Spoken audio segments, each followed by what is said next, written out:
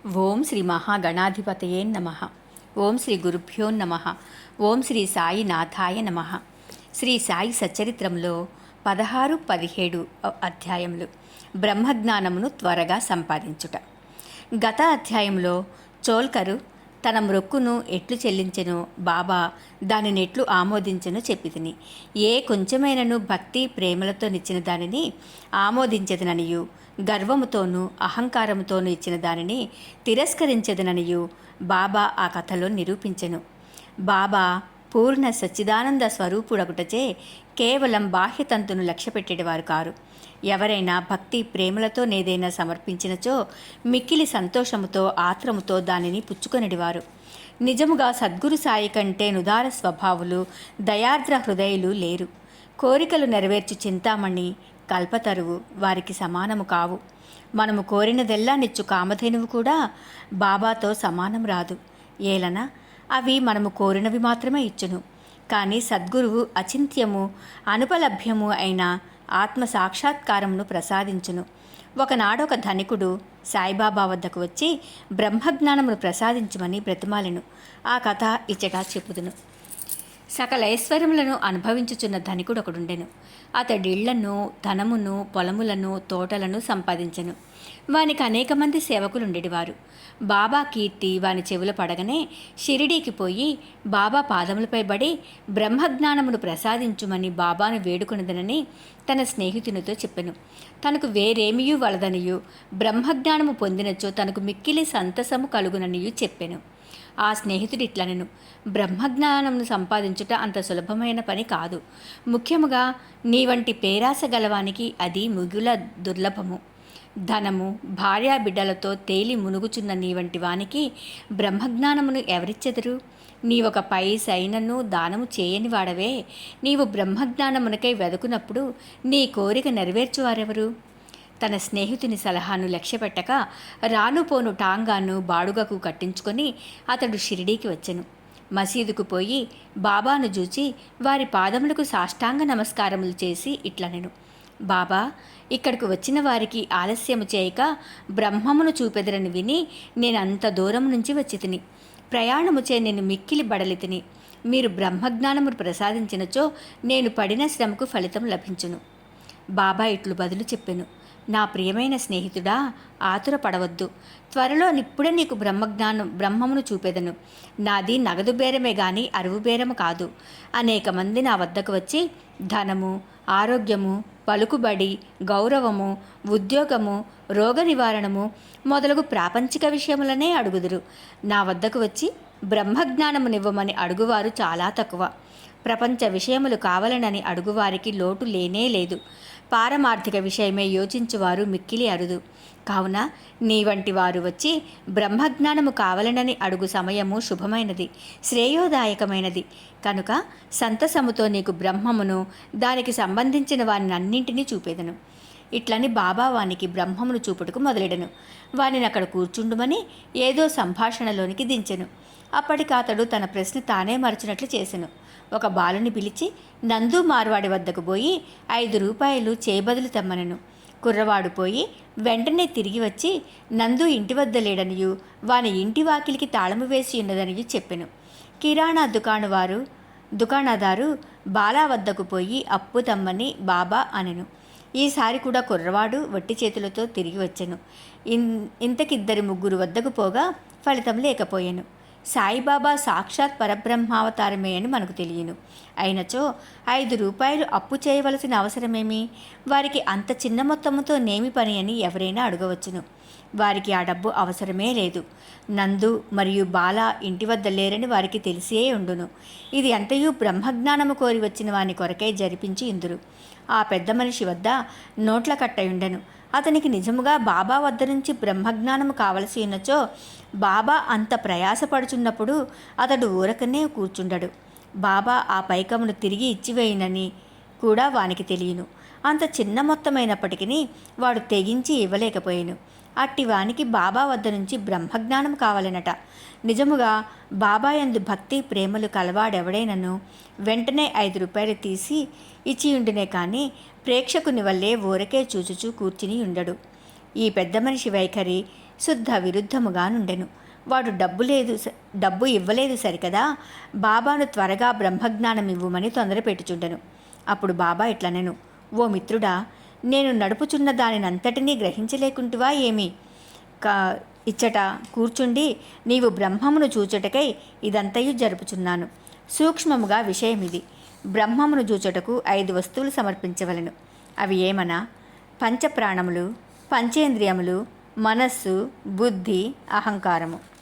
బ్రహ్మజ్ఞానము లేదా ఆత్మ సాక్షాత్కారమునకు పోవు దారి చాలా కఠినమైనది.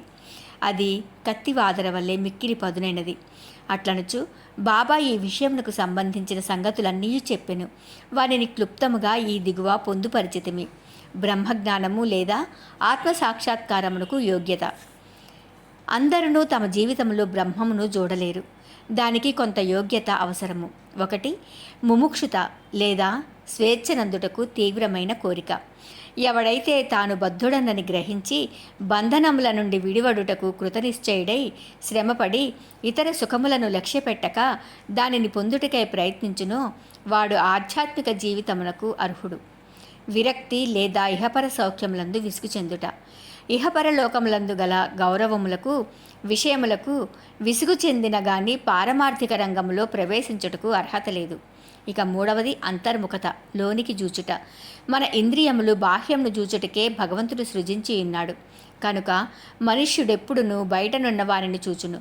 కానీ ఆత్మసాక్షాత్కారము లేదా మోక్షమును కోరువాడు దృష్టిని లోపలకు పోనిచ్చి లోనున్న ఆత్మనేక ధ్యానముతో చూడవలెను.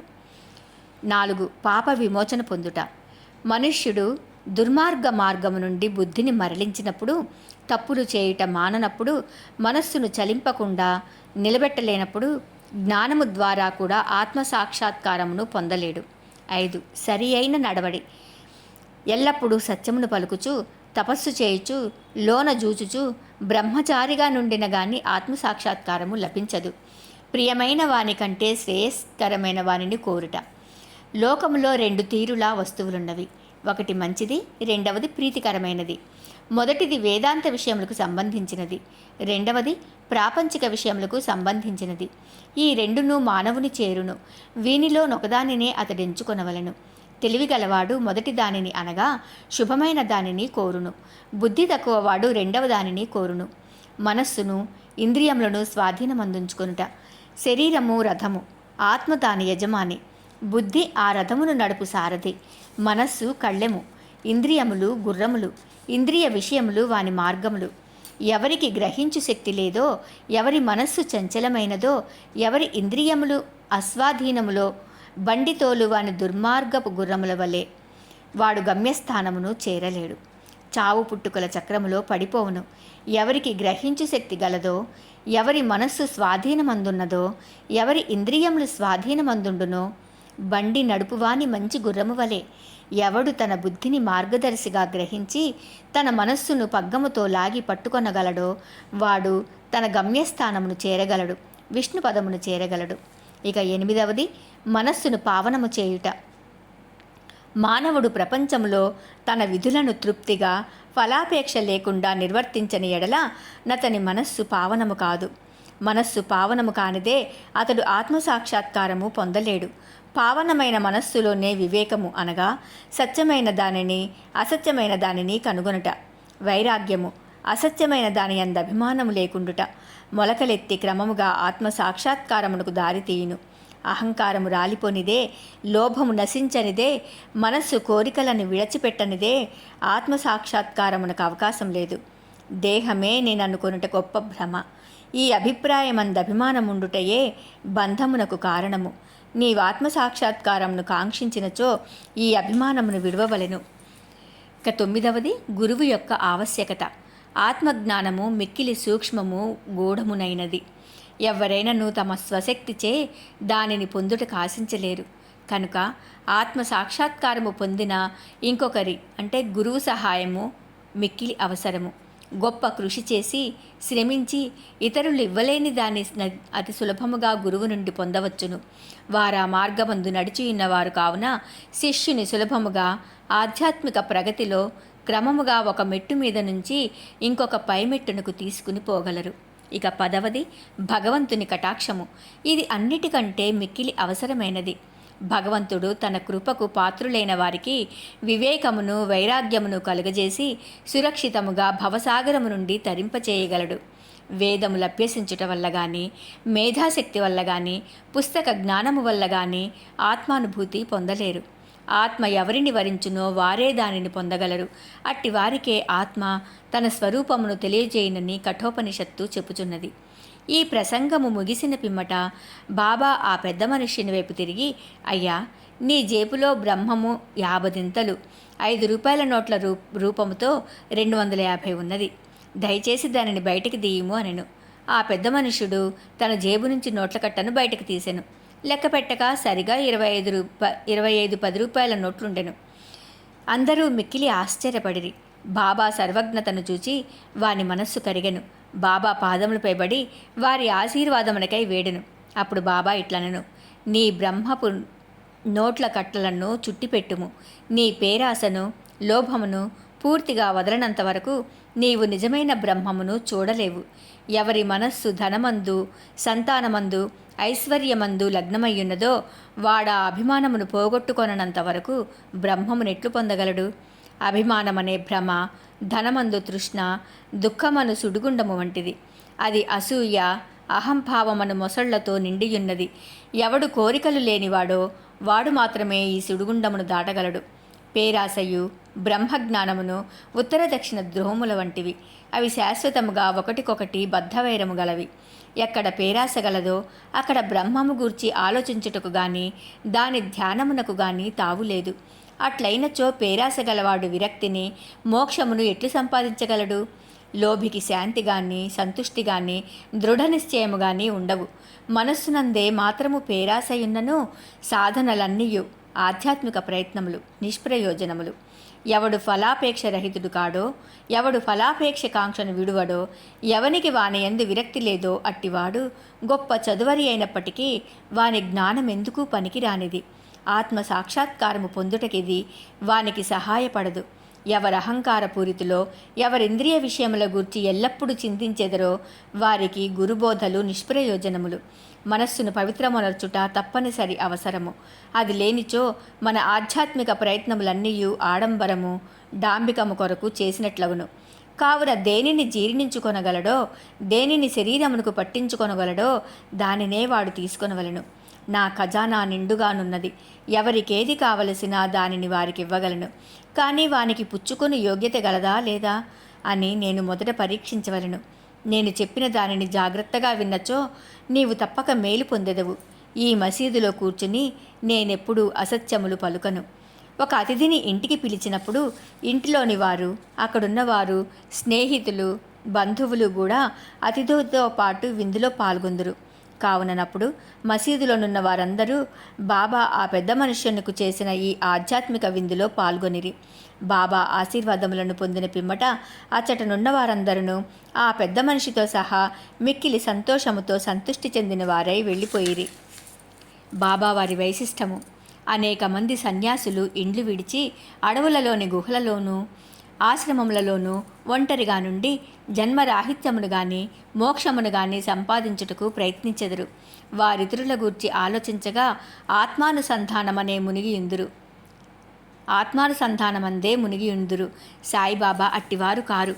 బాబాకు ఇల్లు గాని, భార్య గాని, సంతానము గాని, బంధువులు గాని లేరు. అయినప్పటికీ వారు సమాజంలోనే ఉండేటివారు. బాబా 4-5 ఇండ్ల నుండి భిక్ష చేసి ఎల్లప్పుడూ వేప చెట్టు క్రిందనే కూర్చునిడివారు. లౌకిక విషయములందు మగ్నులైన జనులకు ఈ ప్రపంచంలో నెట్లు ప్రవర్తించవలనినో బోధించేవారు. ఆత్మ సాక్షాత్కారము పొందిన పిమ్మట కూడా ప్రజలు క్షేమమునకై పాటుపడు సాధువులు, యోగులు మిక్కిలి అరుదు. అట్టి వారిలో శ్రీ సాయిబాబా ప్రథమగణ్యులు.